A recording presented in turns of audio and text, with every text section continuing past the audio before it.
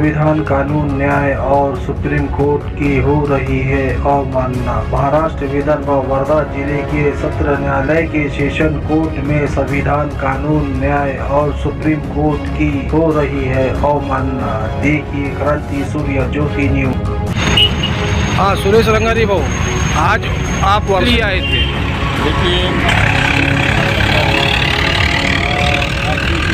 जिलाध्यक्ष वास्तविक भारत पार्टी का जिलाध्यक्ष। हाँ, मेरे को एक वर्धा में हमें सुरेश नीलकंठ रंगारी जनार्दन मुन RSS के नाम से एक 180 के उम्र की महिला अपीलकार, फौजदारी अपीलकार क्रमांक 65/2016 के माता ने हमें एक निवेदन दिया था कि उसके लड़के को के गैर कानूनी तरीके से और उसके लड़के को झूठे केस में फंसाया गया है। उसको उसके एजुकेशन एक गैर कानूनी महिला के जो कानून की विद्यार्थिनी है वो लड़की ने लगाया, इसलिए उन्होंने एप्लीकेशन दिए। उसके ऊपर नीचे के कोर्ट में 2 साल केस चली। सरकारी वकील और पैसे देके एक वकील किया गया था। वो वकीलों ने क्रिमिनल कंडक्सी करके वो केस में उनका वो लड़के के ऊपर 2 साल की शिक्षा और 2,000 रुपये दंड हो गया। और उसके बाद में यहाँ पे अपने राय मैडम के कोर्ट में जिला सत्र न्यायाधीश वर्धा के राय मैडम का कोर्ट है, उनके कोर्ट में केस चल रहा है। और फिर से अपीलकार वकील एक बुद्धि तज्ञ आदमी, कायदे पंडित आदमी वकालत कर रहे हैं। ये सब लोग काम कर रहे थे। तो हमको जो एप्लीकेशन दिए वो एप्लीकेशन के साथ में उन्होंने एक चार्जशीट दिए। ये चार्जशीट दिए, ये चार्जशीट देने के बाद में ये चार्जशीट का हमने हमारे वकील ने और सब लोगों ने पढ़ाई लिखाई करके मैंने कानून के आधार पे ये एप्लीकेशन सबमिट किया। ये एप्लीकेशन सबमिट किया 5 तारीख में 5/5/2022 को ये एप्लीकेशन शपथपूर्वक करने के बाद, हाँ, ये एप्लीकेशन शपथपूर्वक करने के बाद उनके अधिकार पत्र से संविधान के आर्टिकल 32, 226, 51 और वकालत कायदा 1961 के सेक्शन 32 के अंतर्गत हमने ये एप्लीकेशन करके सबमिट करने के लिए। तो 6 तारीख में हम एक सबमिट कैसे करने का ये प्रोसेस पूछने के लिए अर्जेंट में क्योंकि 9/5/2022 इसकी सुनवाई की तारीख थी, उसके पहले हमको ये सबमिट करना था कोर्ट में। इसलिए हम कोर्ट में आए और कोर्ट के क्लर्क से बातचीत किए तो उन्होंने उस संशय संभ्रम, आप वकील नहीं हैं, आप नहीं कर सकते, ऐसा करने के बावजूद में उन्होंने ऑब्जेक्शन उठाए। उन्होंने मैं बोले कि कोर्ट के बाबू से बात करता हूँ। एप्लीकेशन लेके कोर्ट के बाबू के पास में गए तो उन्होंने भी वही संभ्रम प्रश्न निर्माण किया। उसके बाद में वो बाबू ने कोर्ट के मैडम जज राय मैडम को दिखाया तो राय मैडम ने भी वही संशय संभ्रम, आप कैसी यहाँ पे हेयरिंग कर सकते हैं, आपको कर ही नहीं सकते, आप जनरल आदमी हैं। जब उनको इतना बोला संत गाड़गे महाराज कोई स्कूल में नहीं गए, फिर भी आज उनके नाम से PhD होती है। और ऐसा सिस्टम हमारा है कि हमको भी अधिकार दिया है और हमारे को ये प्रेजेंटेशन, और हमारे को क्या है कि हमको एक न्याय, एक निर्दोष आदमी को न्याय देना है ना, तो उसका प्रेजेंटेशन करना है। तो करने के लिए विनती किए तो मैडम ने ये एप्लीकेशन फेंक दिए, जैसी रास्ते का कागज़ समझ के क्रोध में आके फेंक दिए जैसी किए। और इस पर मैडम ने साइन करके ये तारीख डाल दिए थे। तो हुआ ये, मैं अपना ये रास्ते का डॉक्यूमेंट बोलने के वजह से मैं अपना डॉक्यूमेंट लेके निकल गया 6 तारीख में। तो निकलने के बाद में जब उनके ध्यान में आया तो वो क्लर्क के मुझे फ़ोन आए और बोले कि ये कोर्ट का डॉक्यूमेंट तुमने कैसे लेके गए कोर्ट। तो मैं जब निकल के गया, उनके फ़ोन आ रहे थे, वो बोले मेरे नौकरी का सवाल है, इसलिए मैं वो बच्चे की नौकरी तो खाना नहीं चाहता यार, मेरे को कोई ये नहीं है, उसका कोई दोष नहीं था, इसलिए कोर्ट में ये डॉक्यूमेंट लेके पहुंच गया।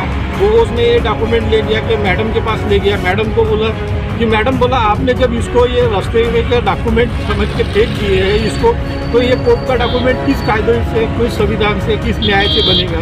तो नहीं बोले वो कोर्ट का डॉक्यूमेंट है, ये वो डॉक्यूमेंट आप कैसे ले जा सकते हैं। हाँ, ज़्यादा मुजोरी कर रहे क्या, पुलिस बुलाती हूँ। और उन्होंने वास्तव में पुलिस भी बुलाए और बुला के रखे थे और पुलिस के में दे दो ऐसी धमकी भी लगा दी। इतना होने के बावजूद भी हाँ, तो फिर आने वाले 9 तारीख में इसका तारीख 9 थी, इसकी सुनावनी तारीख 9 थी। 9/5/2022 में जब हम कोर्ट में पहुँचे तो कोर्ट में पहुँचने के बाद में उस तारीख में मैडम का समाधान पूरा साक्ष्य पुरावे के आधार पे मेरे को करना था, इसलिए मैं कोर्ट पहुँचा। तो कोर्ट में बात ऐसी हुई कि कोर्ट में मैडम छुट्टी पे थी, इसलिए छुट्टी पे होने के कारण वो तारीख आगे की तारीख दे दिए। आज की जो तारीख है 1/6/2022 आज की तारीख थी और मैं कैसी कर सकता हूँ ये मुख्यमंत्री को भेजा हुआ लेटर और इसके साथ में मैंने जो शपथ पत्र बना के हाईकोर्ट में इन पर्सन लड़ रहा हूँ उसके प्रमाण दिया। साथ में कहना चाह रहा था मैडम को, आज ये पुष्पा गड्डीवाल का ये जज है, हाँ, इसका पुष्पा गड्डीवाल का ये डॉक्यूमेंट दिखाना चाह रहा था। हाँ, कि जब मैं कोर्ट में इन पर्सन संविधान, कायदा और न्याय और कायदे की प्रक्रिया जानता हूँ, इतने जब एप्लीकेशन दे सकता हूँ तो मेरे को आप इसमें प्रोसेड करने के लिए अधिकार दीजिए, क्योंकि ये जो आदमी है ये विक्टिम हो रहा है तारीख के तारीख। तो ये देखिए, ये जो है ये पेपर में भी आया था, 2014 का पेपर है। इस पेपर के मुताबिक 2014 के तारीख दे के ये जो विक्टिम है ये इसने सुसाइड करने के प्रयास भी किए हैं, इसके आर्थिक मानसिक शोषण हो रहा है।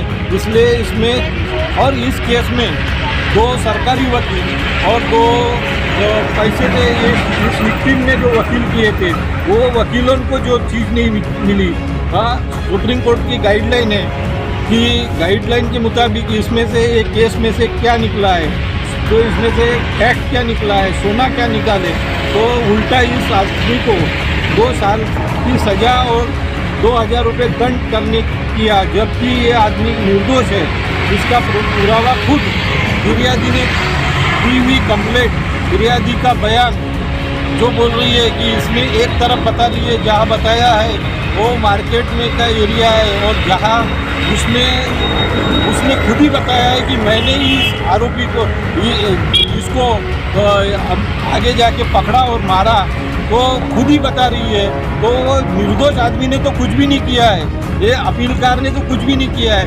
वास्तव में खुद ही कंप्लेंटर जो फिरियादी है उसने ही बोला कि मैंने इसको पकड़ा और मैंने इसको गाली गलौज किया या पकड़ के बगड़ा बोले तो मारा।